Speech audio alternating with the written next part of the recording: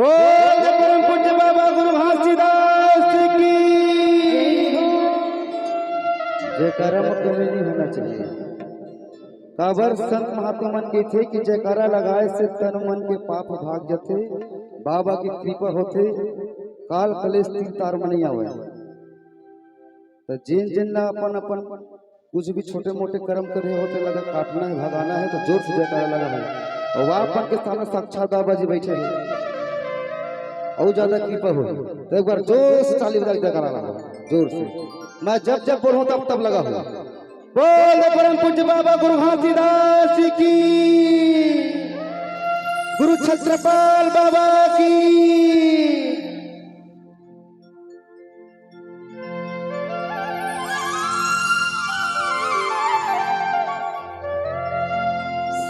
सतनाम सुमिरन करो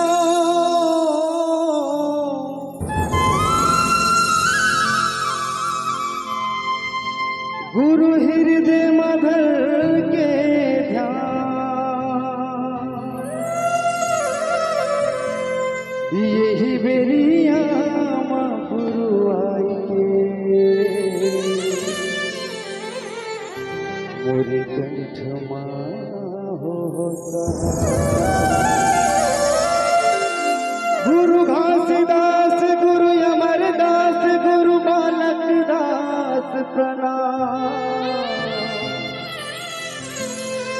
इस सतुरा सहोदर की स्तुति करो माता, सिद्ध करो मोर ये वंदना है तोला वंदना है, ये तोला वंदना है बाबा।